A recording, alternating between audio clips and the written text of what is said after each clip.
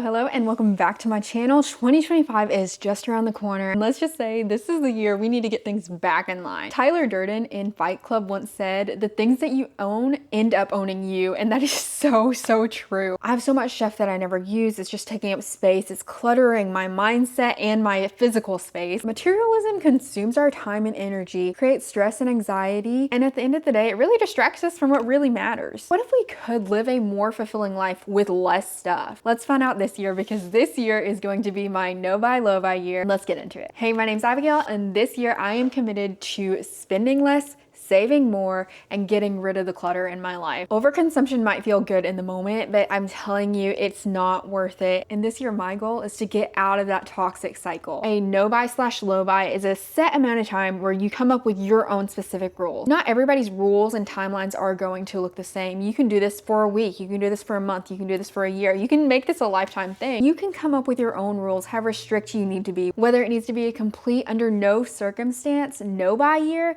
or if it needs to be a low buy year, or under certain circumstances you can buy things, but only under those certain circumstances. This is a way to drastically reduce your spending on non-essential items. It's a great way to save money. It's a great way to not clutter your home. It's a great way to focus on what actually matters and what you're actually buying. So for 2025, I've come up with 10 different rules to help me focus in, help me save money, and hopefully have an overall mindset reset. For me, I'm trying not to see this as a restricting challenge. I'm trying to see it as me spending less time and money and energy into things that I don't actually need, so that I can spend more time and energy and money into things I actually care about and things that are actually going to benefit my life. Starting off with rule number 1, this year I'm going to stick to a budget and I'm going to track every single dollar. Before I got married, I was a pro at this. I tracked every single dollar through the Every Dollar app, and I tracked every single dollar every single month. At the beginning of each month, before I even got any paychecks in,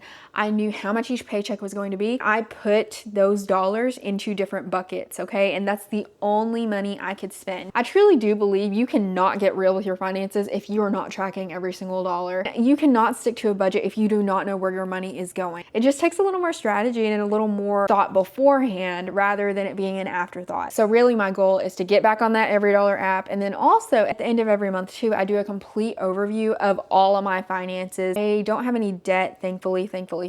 However, I do check to see my overall net worth. I do check to see where all my retirement accounts are at, where all my savings accounts are at. I just want to make sure that I know where I'm at and where I'm going. And then being able to track it, you can look through it throughout the years and see how much you've been able to grow and where your money is going. Moving on to number 2, this is probably going to be my hardest category. This is skincare, makeup, and nails. I love all 3 of those. If I had to do it in an order, I would say skincare first, then nails, and then makeup. However, I need to stop. One thing that is going to make this just a little bit easier is I did start a subscription to the Allure beauty box. So each month I'm already going to be getting in some goodies. That's nail, hair, skincare, makeup, all that stuff. So like each month I will be getting kind of that little fix of needing that or wanting that, not needing that. I do not need any of that stuff. For makeup, skincare, and nails, I'm not going to do a complete no buy because I do not have a year's worth supply of all those things. I'm going to do a low buy. I cannot buy any of those things until every last drop is gone. Let's say I really need a red lipstick. I cannot buy another red lipstick unless all of my red lipsticks are completely gone. Either they've expired or I've used them up. I just need to be so careful because this one is a hard one. But like I said, thank goodness, I am still keeping my Allure beauty box subscription. December was my first one and I was really impressed with it and happy with it. So that box is only $15 per month. And honestly, one single makeup product could cost that much. I'm thinking that the Allure beauty box will get me through this year, but I will be very careful to not break this rule. Also with nails, I love the brand Olive and June. Literally every single product I've ever tried of theirs is incredible. Okay, the press-on nails. This right here is their regular nail polish, and this has been on for an entire week. I've never had a nail polish that stays on like this, a normal regular nail polish, and I love their gel kit. So every single thing they always have is incredible. I don't foresee myself going through an entire bottle of colored nail polish this year. I do see myself going through Top Coat, and I do see myself going through their nail strengthener. So I probably will buy some of those, but other than that, I really need to use up what I have. Number 3, No more backpacks, no more bags, no more purses. I have so many. Okay, I have so many. And I actually really do need a new purse.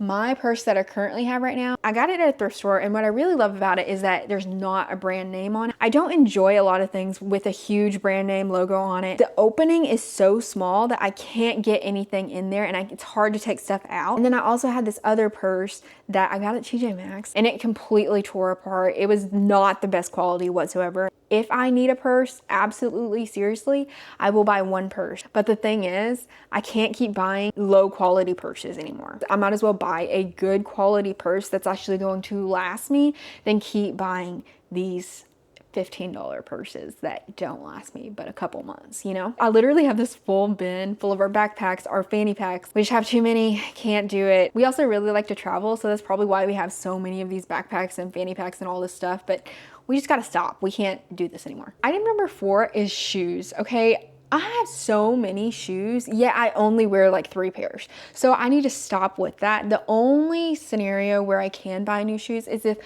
I have holes in my shoes or they break or something like that. What I'm thinking of right now is this summer I bought some tennis shoes. They were supposed to be good quality, a good brand, whatever, and they already have holes in the heels. And I have been doing couch to 5K, and so I do need good running shoes so I don't mess up my knees and my feet and all that stuff and get injured. If those holes get a little bit worse or even a lot a bit worse, I will consider buying new running tennis shoes. Other than that, I'm really hopeful that I won't have to buy any other shoes, / I won't feel the need to buy any other shoes because I don't need any other shoes at the moment and maybe hopefully this entire year. So I will only let myself buy another pair of shoes if mine are completely worn out. Item number 5 is expensive tech. When you get tech, like for example, a new camera, a new phone, a new laptop, a new iPad, a new blah, blah, blah, all these things, first of all, it's so expensive. But on top of that expensive purchase, you had to buy all the accessories. You had to buy the screen protectors, the lights, the gimbals, the blah, blah, blah, all this stuff. And it's just like, when does it end? Like truly, when does it end? I really do need to buckle down. And this year I cannot buy crazy tech, okay? No cameras, Abigail, no laptops, no phones. I'm good with what I have. I have everything I need and even more than what I need. No new watches. I've been seeing the Ultra Human ring and I've been really tempted to get it, but I don't need it. I do not need any of it. I don't need it. There's no reason. My Apple Watch is doing the thing, doing just as well as I need it to. I don't need any new tech. Aside from the makeup, skincare, and nails, the tech, that one's gonna be a hard one as well. Item number 6, I cannot go out to eat by myself or to get takeout by myself just because I am too lazy to cook. I spend a lot of time and effort going to the grocery store. I don't really enjoy going to the grocery store. I also don't enjoy doing my dishes afterwards. I don't enjoy cooking when I don't have time. I don't enjoy not being able to spend enough time to cook what I actually want to eat versus what's the quickest to eat. This does not mean that I will not go out to eat with friends or family or like doing it as a quality bonding time kind of thing, because I definitely will. Let's just say it's me driving home from the grocery store and I'm just hungry and I want a snack or I want something. I just gotta stop, end that completely. The more I eat out at restaurants, the more the food that I bought at the grocery store is wasting, and I'm just like wasting so much money on it. I just can't do it. We're just not doing it. It's also healthier to eat at home. Going along with the eating and groceries is not going to the grocery store without a strategic grocery shopping list. There are so many times I go into Aldi and I'm like, man, first of all, I go in there and I'm hungry. That's not a good move. Don't go to a grocery store when you're hungry. Eat before you go there, okay? Just do that. Just do yourself a favor.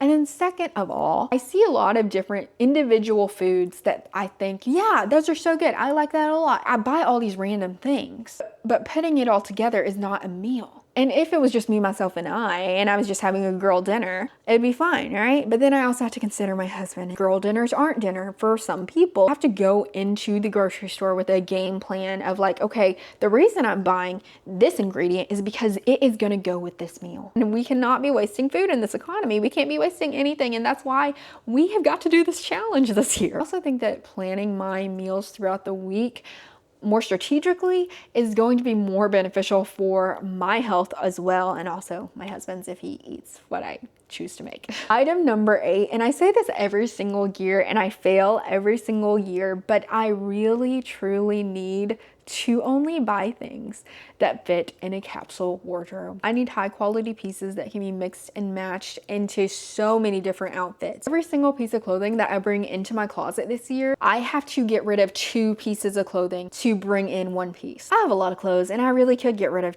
a lot of them. I need to stick to this. Okay, I have to stick to this. And so maybe this will help me double think whether or not those thrift store like last minute buys are worth it or not. Especially there's a thrift store near me that they do a $5 bag. And honestly, on those days, I literally just fill the bag. I don't even care what it is. As long as it fits, I'm like, you know, this entire bag's $5. You will never get this anywhere else. I need to stop that mindset. Stop just like wasting money. Even if it's $5 could still get you something else, or you can save it, or you can invest it. I just need to control myself at thrift stores.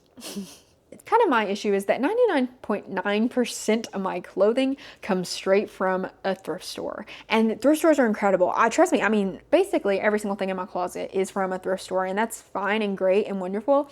However, it can be a little bit harder to find high quality staple pieces from a thrift store. You can find high quality clothing at thrift stores, trust me, because a lot of my clothes are pretty high quality. But a lot of things I do find at thrift stores are not easily mixed and matched. It's just a little more tedious to search out things like that at a thrift store. It's doable, and I know it can be doable. I just need self-control. And when I see a beautiful floral top that maybe looks perfect and great, but it can only be worn with one specific pair of pants, I need to control myself and not buy that. You know what I'm saying? And I also think that having a capsule wardrobe will make my life so much more simple and easy, and just less thought going into your outfits. Even with traveling, it can help a lot because then you don't have to pack a ton of stuff. Item number 9 is candles. And let me just tell you, I'm actually already so proud of myself because Candle Day at Bath & Body Works was just a couple weeks ago, I believe.